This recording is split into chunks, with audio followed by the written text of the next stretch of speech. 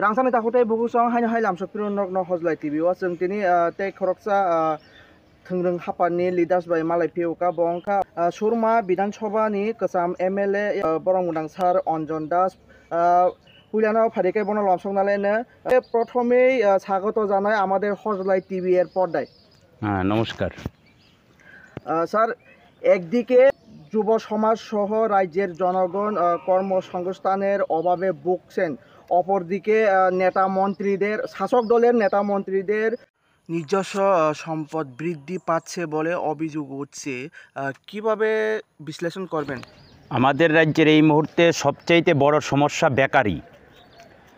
আমাদের ত্রিপুরায় 2018 সালের বিধানসভা নির্বাচনের প্রাক্কালে রাজ্যের বেকারদের এমনভাবে প্রতিশ্রুতি দেওয়া হয়েছিল যে মিস কলে চাকরি হবে, যার জন্য সুনীল দেওধর বিজেপির জাতীয় নেতা তাকে মিস কল বাবা হিসাবে চিহ্নিত করেছিল।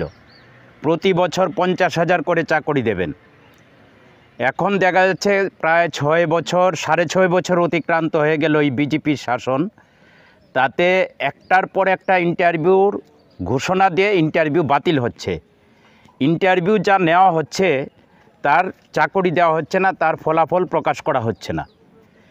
এবং বিভিন্ন দপ্তরের রাজ্যের শূন্যপদগুলি অবলুপ্তি হয়ে যাচ্ছে।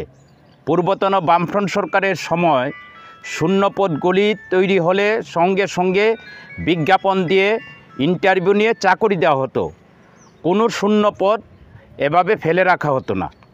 এখন শূন্যপদগুলি অ্যাবলিশ হয়ে যাচ্ছে, নতুন কোনো ইন্টারভিউ নিয়ে চাকরি দেওয়ার প্রক্রিয়া নেই। এটা কি রাজ্য সরকার, কি এডিসি প্রশাসন, সব ক্ষেত্রেই বেকারদের বিরুদ্ধে যুদ্ধ ঘোষণা। চাকরির দরজায় তালা ঝুলিয়ে দিয়েছেন, চাকরি বন্ধ। এই রকম একটা অবস্থায় ত্রিপুরায় বেকারি সমস্যা ভয়ঙ্কর আকার ধারণ করেছে। অন্যদিকে ব্যাপক ভয়ঙ্কর মূল্য বৃদ্ধি মানুষের হাতের নাগালের বাইরে চলে গেছে। জিনিসপত্রের অস্বাভাবিক দাম, একদিকে বেকারি দারিদ্রতা, অন্যদিকে গ্রামে পাহাড়ে রেগার কাজ নেই। বিভিন্ন দপ্তরের পূর্বতন বামফ্রন্ট সরকার থাকার সময় বিভিন্ন দপ্তরের কাজ হতো, রেগা ছাড়াও অন্যান্য কাজে মানুষ কাজ পেত। পাহাড়ের মানুষ, গ্রামের মানুষ, গরিব মানুষের হাতে কাজ ছিল, বাজারগুলি উজ্জ্বল ছিল। এখন বিভিন্ন বাজার হাটে ব্যবসা নেই, ব্যবসায়ীরা বলছেন ব্যবসা হচ্ছে না, ক্রেতারা আসছেন না, বিক্রি হচ্ছে না, একটা অস্বাভাবিক পরিবেশ। অন্যদিকে আমরা দেখছি বিজেপির দলের নেতা থেকে মন্ত্রী সবাই একটা অংশ সম্পদশালী হয়ে উঠছেন। চোখে দেখা তাদের কোনো রোজগার নেই, হঠাৎ করে বাড়িতে 2তলা 3তলা বিল্ডিং হচ্ছেন, জায়গা কিনছেন, গাড়ি কিনছেন, পোশাক পরিবর্তন হয়েছে, খাদ্য তালিকার পরিবর্তন হচ্ছে। এই যে গত বিধানসভার অধিবেশন গেল, এই বিধানসভায় অধিবেশন ত্রিপুরার বিধানসভার বিধায়করা বিরোধী দলের পরিষ্কারভাবে বলছেন যে ত্রিপুরা রাজ্যের উপজাতি কল্যাণ দপ্তরের মন্ত্রী বিকাশ দেববর্মা আয়ের সঙ্গে সঙ্গতিবিহীন তার সম্পত্তি, বিপুল সম্পত্তি, কোথায় কোথায় অল্প দিনের সম্পত্তি তৈরি করেছেন, এত টাকা কোথায় পেল? চোখে দেখা কোনো আয় নেই। পৈতৃক সম্পত্তি যা আছে তার সঙ্গে তার সাযুজ্যপূর্ণ না। কিন্তু মুখ্যমন্ত্রী নীরব, দল নীরব, দল থেকে কোনো ব্যবস্থা নিচ্ছেন না, মুখ্যমন্ত্রীও কোনো পদক্ষেপ গ্রহণ করছেন না। দুর্নীতিতে নিমজ্জিত বর্তমান বিজেপি সরকার, একটা প্রাতিষ্ঠানিক রূপ পেয়েছে দুর্নীতি। কাজে এই রকম একটা অবস্থায় বেকাররা হতাশা, জনগণের ক্ষোভ বাড়ছে। সাম্প্রতিক ভয়াবহ বন্যায়, ভূমিধসে আমাদের রাজ্যের প্রচুর প্রায় 32-33 জন মানুষ মারা গেছে। সারা রাজ্য জুড়ে দাবি উঠেছে যে তাদের অবশ্যই 50 লক্ষ টাকা করে দিতে হবে। একটা কর্মক্ষম মানুষ যখন একটা পরিবারের হঠাৎ করে মৃত্যুবরণ করেন, গোটা পরিবার ভেঙে পড়েন, তার জীবনের মূল্য কোনোভাবেই 4 লক্ষ টাকা হতে পারে না। রাজ্য সরকার 4 লক্ষ টাকা করে ঘোষণা করলেন, এখন এই 4 লক্ষ টাকাও সবাই পাচ্ছেন না। যারা ত্রাণ পাওয়ার কথা তারা ত্রাণ পাচ্ছেন না, যারা বিন্দুমাত্র ক্ষতি হচ্ছে না তারা ত্রাণের সাহায্য পাচ্ছেন। এই বন্যার ত্রাণেও দলবাজি হচ্ছে, দুর্নীতি হচ্ছে, রাজনৈতিক রং দেখা হচ্ছে। সব দিক থেকে মানুষের ক্ষোভ পঞ্জীভূত হচ্ছে, আর এই পঞ্জীভূত ক্ষোভ রোষানলে পরিণত হবে ত্রিপুরায়। এই আভাস আমরা ইতিমধ্যে দেখতে পাচ্ছি। বিজেপি দলের মধ্যে গোষ্ঠীদ্বন্দ্ব জর্জরিত, পাহাড় থেকে গ্রাম, গ্রাম থেকে শহর, সমতল সর্বত্র মানুষ বুঝতে শুরু করছে লাল পার্টিটাই ভালো ছিল, লাল পার্টিটাই আবার আসা দরকার। স্যার, আরেকটা প্রশ্ন, বর্তমানের শাসক দলের নেতা মন্ত্রীদের বিরুদ্ধে অল্প সময়েই তাদের সম্পদ বৃদ্ধির অভিযোগ উঠছে। আপনারাও তো ক্ষমতায় ছিলেন দীর্ঘ ৩৫ বছর। পার্থক্যটা কিভাবে দেখছেন স্যার আপনি আপনাদের দল এবং তাদের দলের মধ্যে? তাদের এবং আমাদের মধ্যে পার্থক্যটা দিন এবং রাতের মতো, বিরাট পার্থক্য। আমাদের দলের একজন পঞ্চায়েতের সদস্য থেকে শুরু করে যে কোনো স্তরের পার্টির কর্মী নেতা দুর্নীতির সঙ্গে জড়িয়ে পড়লে, অভিযোগ আসলে সঙ্গে সঙ্গে এটা পর্যালোচনা হতো, খোঁজ খবর নিয়ে তদন্ত করে যদি তার সত্যতা পাওয়া যেত তার বিরুদ্ধে ব্যবস্থা গ্রহণ করা হতো, দল থেকে বহিষ্কার করা হতো। আমাদের পূর্বতন বামফ্রন্ট সরকারের সময় আমাদের, বিশেষ করে আমাদের দলীয় মুখপত্র ডেইলি দেশের কথা পত্রিকায় অসংখ্য দৃষ্টান্ত আছে যে দল বিরোধী কাজে দুর্নীতির সঙ্গে যুক্ত হয়েছে। এই সমস্ত কারণে দল থেকে বহিষ্কারের ঘটনা ছিল। অর্থাৎ বর্তমান সমাজ ব্যবস্থার যে বিভিন্ন রোগ, এই রোগে আমাদের পার্টির নেতাকর্মীরা কেউ আসক্ত হলে এই অবস্থায় তার বিরুদ্ধে সাংগঠনিক ব্যবস্থা গ্রহণ করা হতো, দল তার সঙ্গে সম্পর্ক বিচ্ছিন্ন করত, সমস্ত পদ থেকে অপসারণ করা হতো। এটাই ছিল আমাদের দলের মধ্যে পার্টিগত শৃঙ্খলা, স্বচ্ছতা।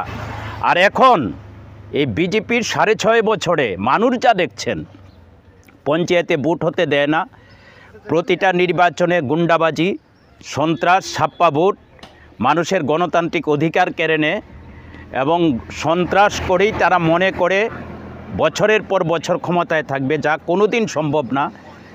সন্ত্রাস প্রতিহত করে মানুষ রুখবেই এবং তার প্রস্তুতি গোটা রাজ্য জুড়ে চলছে। কাজেই সেই দিক থেকে এই ৬.৫ বছরে বিজেপি সব স্তরে দুর্নীতি, মুখ্যমন্ত্রী অফিসের ওএসডি পর্যন্ত দুর্নীতিতে নিমজ্জিত। সরাসরি অভিযোগ আসছে, এই অভিযোগের চ্যালেঞ্জ রাজ্য সরকার নিচ্ছেন না। সমস্ত ঠিকাদারি কাজে দুর্নীতি, কাজের কোয়ালিটি মেনটেন হচ্ছে না, তাতে জনগণ দারুণভাবে ক্ষুব্ধ এবং এই দুর্নীতির বিরুদ্ধে চোখের সামনে দেখতে পাচ্ছে কিভাবে দুর্নীতি হচ্ছে। কাজের ক্ষেত্রে সাধারণ পঞ্চায়েতের রেগার কাজ, সেখানে দেওয়ালের মধ্যে লিখে রাখা হচ্ছে এত লক্ষ টাকা, মানুষ দেখছেন তার 10 ভাগের 1 ভাগ কাজ হচ্ছে না, বাকি টাকা হাফিজ হয়ে যাচ্ছে। এই সমস্ত দুর্নীতি দলের ভিতরে তারা কমিশন বাণিজ্য সেখানে চলছে, যে যত অর্থ কামাই করবেন অবৈধভাবে তার বিভিন্ন স্তরে কমিশন দিতে হবে। আমরা এই কিছুদিন আগেও দেখেছি পঞ্চায়েত সমিতি, গ্রাম পঞ্চায়েতের নির্বাচন যেটা বিনা প্রতিদ্বন্দ্বিতা তারা জোর করে ক্ষমতায় গেল, এখানেও কে কোন পদে অধিষ্ঠিত হবেন তার জন্য টাকার বিনিময় হয়েছে। মানুষ প্রকাশ্যে বলাবলি করছে যে এত টাকা দিলে প্রধান পাওয়া যাবে, এত টাকা দিলে উপপ্রধান পাওয়া যাবে, পঞ্চায়েত সমিতির চেয়ারম্যান, ভাইস চেয়ারম্যান, এগুলি টাকার অঙ্কে হচ্ছে। কাজেই শুরু থেকেই জন্মটাই হয়েছে দুর্নীতি দিয়ে। কাজেই সেই দিক থেকে পূর্বতন বামফ্রন্ট সরকারের সঙ্গে বিজেপির এই সময়ের পার্থক্য অনেক অনেক বেশি। আমাদের সরকারের সময় প্রতি বছর বই ছাপিয়ে পঞ্চায়েত তার আয় ব্যয়ের হিসাব দিতে হতো, জনগণকে ডেকে চেয়ারে বসিয়ে সম্মান দিয়ে একটা মিষ্টির প্যাকেট হাতে তুলে দিয়ে, একটা বই হাতে তুলে দিয়ে জনগণকে বলা হতো আপনারাই আমাদেরকে ক্ষমতায় বসিয়েছেন, দায়িত্ব দিয়েছিলেন, এখন 1 বছরে এত টাকা এসেছে, এত টাকা এইভাবে খরচ করেছি, যদি কোথাও ভুল থাকে, ত্রুটি থাকে ধরিয়ে দিন, আমরা সংশোধন করব, আপনাদের পরামর্শ নিয়ে আরও ভালো কাজ করতে চাই। আজকে এই বিজেপির ৬.৫ বছরে একটা পঞ্চায়েত দৃষ্টান্ত দেখাতে পারবে না বই ছাপে হিসাব দিয়েছে, তাদের এই হিম্মত নেই, কারণ সবটাই দুর্নীতি হয়েছে। স্যার, দিন দিন রাজ্যে সহ গোটা দেশে বেকারত্ব হু হু করে বাড়ছেন, কিন্তু বেকারত্ব সমস্যার কোনো একটা সুরাহা পাচ্ছেন না। আপনার এ বিষয়ে মতামতটা কী? সারা দেশে তো এখন ভয়ঙ্কর সমস্যা বেকারি। দেখুন, আমাদের ত্রিপুরা রাজ্যেই গ্রুপ ডি পোস্টে চাকরি পাওয়ার জন্যে আবেদন জমা দিয়েছে পিএইচডি ডিগ্রিধারী, গবেষক, মাস্টার ডিগ্রি, সায়েন্স গ্র্যাজুয়েট, তারা ইন্টারভিউ দিয়েছেন, গ্রুপ ডিতে চাকরি পেয়েছেন, এটা নিয়েই তারা অনেকে সন্তুষ্ট। এটা এক সময় আমরা ভাবতেও পারি না যে গ্রুপ ডি পদে পোস্ট গ্রাজুয়েট, গ্রাজুয়েট ছেলেমেয়েরা ইন্টারভিউ দিয়ে চাকরি নিতে চায়। সারা দেশেই ঘটনা, ইঞ্জিনিয়ার, ডাক্তার বেকার। একটা ছেলে মেয়ে ডাক্তার হতে গেলে লক্ষ লক্ষ টাকা খরচ করতে হয়, পরিশ্রম করতে হয়, তারা বেকার বসে আছেন। আসলে কেন্দ্রীয় সরকারের নীতি হচ্ছে চাকরি না দেওয়ার নীতি। রেল দপ্তরে 3 লক্ষর উপর শূন্যপদ অবলুপ্তি করে দেওয়া হয়েছে। কেন্দ্রীয়ভাবেই বেকারদের বিরুদ্ধে বঞ্চনা হচ্ছে। কেন্দ্রীয় সরকার সেখানে তাদের যে নীতি, আউটসোর্সিং প্রথা চালু করা, বেসরকারিকরণের দিকে অগ্রসর হওয়া, রাষ্ট্রায়ত্ত শিল্প বিক্রি করে দেওয়া, সরকারি চাকরির দরজায় তালা ঝুলিয়ে দিয়েছেন প্রথমেই কেন্দ্রীয় সরকার, এবং তারা রাজ্যে রাজ্যে সার্কুলার পাঠিয়ে সারা দেশে এটা কার্যকরী করার চেষ্টা করছেন। অর্থাৎ রাষ্ট্রীয় খরচ কমাও। এই ক্ষেত্রে আমাদের দেশের শিক্ষিত ছেলেমেয়েরা সামনে ভবিষ্যৎ অন্ধকার দেখছে, পড়াশোনার প্রতি আগ্রহ কমে যাচ্ছে। এই ক্ষেত্রে আমাদের ভারতবর্ষ এক কঠিন চ্যালেঞ্জের সম্মুখীন। যতদিন না পর্যন্ত আমাদের ছেলেমেয়েদের ভালোভাবে শিক্ষার ব্যবস্থা, শিক্ষার পর চাকরির ব্যবস্থা না হচ্ছে, একটা সুন্দর সমাজ গঠন হতে পারে না। তার জন্য নেশায় আচ্ছন্ন হচ্ছেন, হতাশা থেকে নেশা, আর নেশায় আচ্ছন্ন হয়ে বিপদগামী হচ্ছেন। আজকে তার জন্যে ধর্ষণ, গণধর্ষণ, খুন, অপরাধ, চুরি, ডাকাতি গোটা দেশে বাড়ছে। একটা ভয়ঙ্কর পরিস্থিতি গোটা দেশের সম্মুখীন, আর গোটা দেশের নেতিবাচক প্রভাব রাজ্যে রাজ্যে পড়ছে। কাজে আমাদের দেশের রাষ্ট্র ক্ষমতা যারা দখল করে আছেন তাদেরই শুভ উদ্যোগের অভাব। তারা সাম্প্রদায়িক বিভাজন করে মানুষের মূল সমস্যাকে দমিয়ে রেখে তারা তাদের রাজত্ব কায়েম করার চেষ্টা করছেন। এখন এক দেশ এক ভোট, যা অবাস্তব। বহুত্ববাদী বৈচিত্র্যময় দেশ, যুক্তরাষ্ট্রীয় ব্যবস্থার উপর আঘাত, সংসদীয় গণতান্ত্রিক ব্যবস্থার উপর আঘাত, এটা কোনোভাবেই হতে পারে না। একটা স্বৈরাচারী সরকার প্রতিষ্ঠা করবার জন্যে, আরও বেশি স্বৈরাচারীভাবে কাজ করবার জন্যে এই পদক্ষেপ তারা গ্রহণ করছেন। কাজে এই মুহূর্তে বেকারি ভারতবর্ষের ভয়ঙ্কর সমস্যা, যার জন্যে মূল দায়ী কেন্দ্রীয় সরকার। আর ত্রিপুরায় কেন্দ্র রাজ্য ডাবল ইঞ্জিনের সরকার এই ধ্বংসাত্মক পথে হাঁটছে, যা যুব সমাজকে বিপদগামী করে তুলছে। সর্বশেষে আপনি কি বার্তা দিতে চাইবেন সমগ্র রাজ্যবাসীদেরকে? সমগ্র রাজ্যবাসীর কাছে আবেদন, পাহাড় থেকে গ্রাম, গ্রাম থেকে শহর, সমতল, সর্বত্র জাতি উপজাতি সব অংশের মানুষ, সব ধর্ম বর্ণের মানুষের কাছে আবেদন।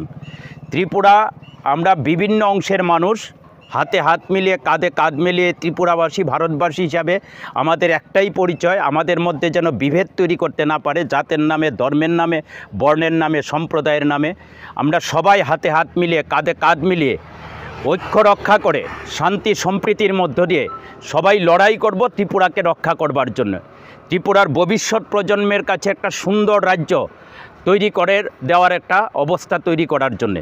কারণ ত্রিপুরা আজকে গোটা দেশের সাথে ত্রিপুরা আজকে ভয়ঙ্কর আক্রমণের সম্মুখীন। এই অবস্থায় এই দুর্নীতিগ্রস্ত সাম্প্রদায়িক অশুভ শক্তিকে ক্ষমতাচ্যুত করবার জন্যে আমাদের সারা রাজ্যের মানুষ ঐক্যবদ্ধভাবে পথে নামতে হবে। পথেই পথ চিনিয়ে দেবে। তার জন্যে সাহসিকতার সঙ্গে এই ফ্যাসিস্ট জনবিচ্ছিন্ন সরকারটাকে ক্ষমতাচ্যুত করবার জন্যে সবাই এখন ঐক্যবদ্ধ হন। এখন সময়ের দাবিতে এটা অত্যন্ত প্রয়োজন। আর বেশি দেরি হলে ত্রিপুরাকে আর রক্ষা করা যাবে না। এমনিতেই ত্রিপুরা অনেক পিছিয়ে গেছে, এই পেছনে পড়া ত্রিপুরাকে এগিয়ে নিতে হবে। এখনও পূর্বতন বামফ্রন্ট সরকারের অর্ধসম্পন্ন কাজগুলি এখনও সম্পন্ন করতে পারেনি 6.5 বছরে। আমাদের কমলপুর শহরে ক্রিকেট স্টেডিয়াম বামফ্রন্ট সরকারের সময়ে তার ভিত্তিপ্রস্তর স্থাপিত হয়েছিল, সেখানে টেন্ডার দরপত্র আহ্বান করা হয়েছিল, নির্দিষ্ট ঠিকাদার কাজ পেয়েছিল, কাজ শুরু হয়েছিল। আজকে কমলপুর শহরে ক্রিকেট স্টেডিয়ামের সেই কাজ বামফ্রন্ট সরকারের সময় যতটুকু হয়েছে তারপর একটা ইট লাগেনি। এমন অনেকগুলি কাজ সারা রাজ্যেই এগুলি অর্ধসম্পন্ন অবস্থায় আছে। কাজে বামফ্রন্ট যা করেছিল সেইগুলি সম্পন্ন করতে পারেনি। দুর্বলতা, দুর্নীতি, সন্ত্রাস, গোটা রাজ্য সেখানে সর্বনাশের পথে। এই অবস্থায় সবাই এখন ঐক্যবদ্ধ হন এই স্বৈরাচারী দুর্নীতিগ্রস্ত সাম্প্রদায়িক অশুভ শক্তিকে পরাজিত করবার লড়াইয়ে সামিল হন। অসংখ্য ধন্যবাদ স্যার আপনাকে, আপনার মূল্যবান সময় দিয়ে আমাদের সাথে কথা বলার জন্য ধন্যবাদ। আপনাদেরকেও সবাইকে ধন্যবাদ, কৃতজ্ঞতা জানাচ্ছি।